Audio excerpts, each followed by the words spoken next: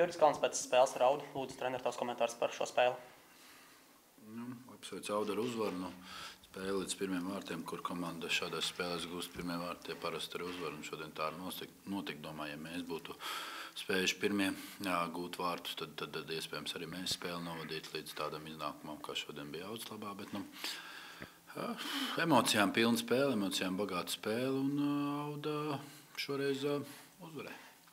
Pirmajā puslaikā varējām redzēt, ka tā spēle kā šūpols no vieniem vārtiem uz otriem.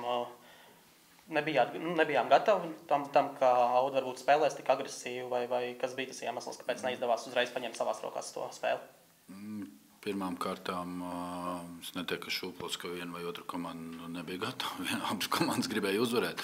Protams, mums bija problēmas ar balansu, jauns vidus mums šodien bija laukumā principā, un balans jau mazliet grūtības ar to gāja, bet šūpols no vieniem uz otriem vārtiem, protams, kā abas komandas gribēja uzvarēt, abas komandas gāja pēc 3 punktiem, un kāpēc neizdevās spēli paņemt savās rokās, un tāpēc, kad jābūt objektīviem šeit, principā nevar nosaukt pozīciju, kurā Audas spēlētājs atpalikt no mūsu pamatsastāvu spēlētāju, vai nevar nosaukt pozīciju, kur kaut viens mūsu pamatsastāvu spēlētājs būtu labāks par Audas komandas spēlētāju. Audas soliņa dziļums, Audai šodien pat pieteikumā netika gan Korotkovs, netika gan Rizenda, netiek pieteikumā spēlētāji, kur iespējams mūsu komandā būtu pamatsastāvu spēlētāji. Tāpēc neizdevās paņemt savās rokās, jo Auda ir laba komanda. Un tiešām labu spēli rāda, un ar viņiem vienmēr ir grūti, un novēl Audai tāpat turpināt. Un es domāju, ka viņi varbūt iespējams gadu 2 var pacīnīties arī par augstākām vietām šajā čempionātā. Runājot tieši par komandas sastāviem, šodien izlaid gan Veips, gan Toņiševs. Cik grūti tev bija nonākt pie tā šīs dienas sākuma sastāva?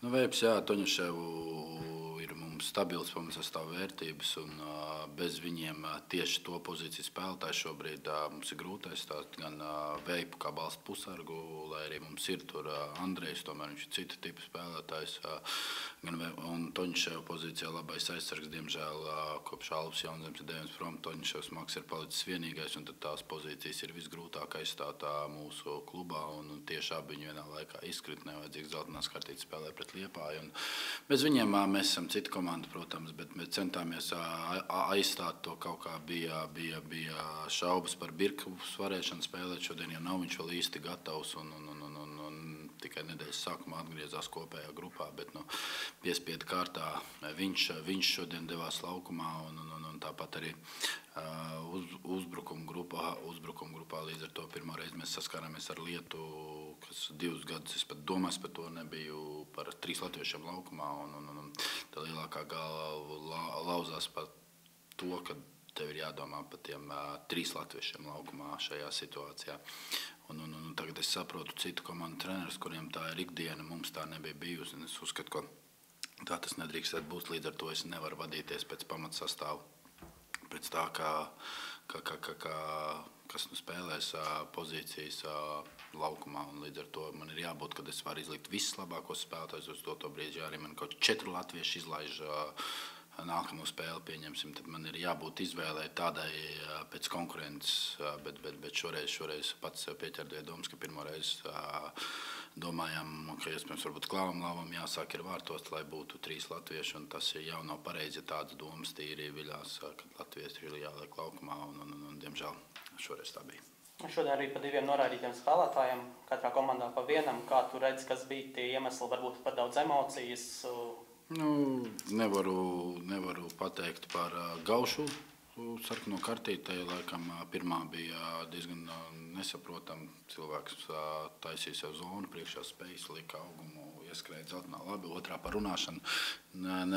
Likās, ka dzelteno kartīte tur jāsaņem ir pretinieka komandas spēlētājiem, bet dabūja Gaušu, bet par Ramirez dzeltenā kartīte, kur pārtap arī sarkanā kartītē, man vispār nekādu brīnumu nav, jo nāko spēli viņiem ir ar Rīgu, un viņš ir Rīgas spēlētājs, un lai dzēstu dzeltenās kartītes arī iepriekšējā spēlē, pret mums viņš arī 90. minūtē dabūja kartīti un sarkano kartīti, jo viņš piederīgai, viņš tur nevar spēlēt, tad tā ir viegli nodzēst sev kartīšu limitu. Tāpēc man nav pārsteiguma. Pēc 2-0, ka viņš skrēja, novelta krekliņu nost, dzeltenā kartīte, lai izlaistu. Nu, diemžēl tā, un tāds ir tā mums diemžēl notiek. Šobrīd sagaidījies tā, ka pēc 3 dienām jau nākamā spēle pret Supernovu, kā gatavosies komanda tai spēlē? Pirmkārt ir jāatjaunojas un jāsaprot, ka, lai arī šķiet, ka mums ir viegls grafiks, tagad tikai pēdējā kārtā Rīga ir palikusi paši redzat, kad mums neviena spēle nenāk viegli, un par to jau sen runājam. Es padzeršos, ja man kaut kas kaklā ieskrien. Mums neviena spēle nenāk viegli. Un arī šīs spēles, protams, kuras mums vajadzētu uzvarēt, kuras mums vajadzētu ņemt, kas mums, es domāju, ka garantētu 3. vietu šī gada čempionātā, pat līdz Rīgai. Rīgas spēlē pēdējai, bet mums ar viņām ir grūti un ir jāgatavojas 100%, un jau ģērbtuvē par to runājām, kad ir nokārtas galvas, bet vai mēs izdarījām visu? Katrs sev paskatāmies, vai mēs pēc uzvarām, pēc Rīgas RFS un Liepājas uzvarētām spēlēm izdarījām visu, lai mēs uzvarētu arī šodien. Vai mēs trenējāmies ar pilnu atdevu 100%, vai mēs ēdām, gulējām pareizi, vai mēs skatījāmies futbolu, vai mēs mācījāmies no futbola. Jo futbols visu laiku attīstās, kā mēs zinām, un ja tu kā spēlētājs pārtiec tikai no trenera un apkārtējo kaut kādos viedokļos vai spēles neskaties, nemācies, neaudz, es nevaru iedot visu, ir pašam jāgrib, un tāpēc jautāju, mēs izdarījām visu pēc tām spēlēm, lai mums tie karmas punktiņi krātos, un iespējams, kad bumbiņi neieldot, kad bumbiņi ieldot, bet es varu uzreiz arī viņam pats atbildēju, es saku, ka nē. Mēs redzam gan rezultātus treniņu procesā, gan kurš kā, un, protams, tas ir vēl viens jautājums, ka tomēr ir skaitļiem kaut kad ir jātic, un brīnumi nenotiek, ja tu visu nedēļu neesi atdevies uz 100% un neesi strādājis ar melnu muti, teiksim, tā treniņu procesā, tad kāpēc, lai tev kāds šeit kaut ko atdod? Tā vienkārši dzīvē nenotiek. Tev ir jāpaņem darba procesā, jāsavāc un spēlēt varēs plūkt augtus, teiksim. Paldies. Paldies. Simon Valkārī pēc spēles ar Valmiera FC. Coach, please, your comments about the game. Tough, aggressive game. We played last year's champions home field, but some things how we played, how Auda played, with the ball, without the ball, I'm very, very happy. I think end of the day, end of the game, we deserve it, this win. We deserve it, these 3 points. It was not easy. Both teams, they had couple of good chances, but I think these key moments we played very, very well, and that's how we deserve it to win the match. Jā, kā treneris teica, grūta spēle, un domāju, ka viņa komanda spēlēja labi. Izcēla to, kā viņa komanda spēlēja gan ar, gan bez bumbu.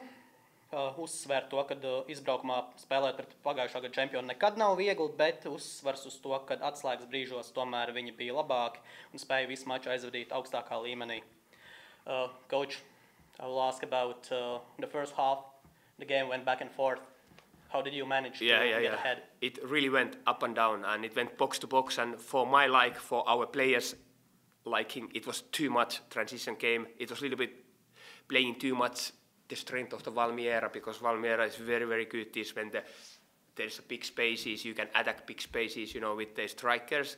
We could have some moments, kept the ball a little bit better, not progressing. But at the same time, there was some moments we were able to go and hurt and play quickly as well. But then we could have maybe, slow down the game, some moments. But to say that, it's easier to say than done, because Valmiera, they put us a lot of under pressure. They are strong with their fights. And then second half, I think we started well. We scored 2 great goals. And then, of course, I have to say, take it now, it was a very aggressive game. I think a lot of 50-50 balls, a lot of challenges. It was not easy game for the referees, but Ramirez red card, I have to say there is no complaints. First, you score a great goal, and you go so high with the emotions. And then he's still, yes, he's experienced, but he's still young. He still lives those emotions, when the game goes, and he goes and helps us with the defending actions and gives a referee a chance to give a second yellow card. So no complaints there. We managed to see that your team tried to shoot from afar in the first half. Why so? That's pretty Give an funny. insight. Yeah, that's, I will give you, and that's the first time.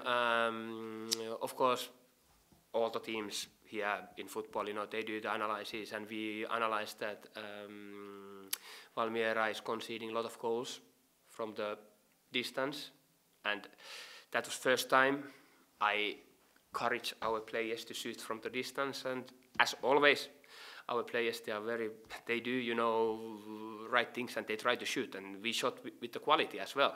Okay, it's far away, but it gave us this little bit feeling that we are in a match, we are top of this game, and put Valmiera opponent in a little bit. What's happening here? And that was part of the game plan. Yes. Thank you, coach. Thank you.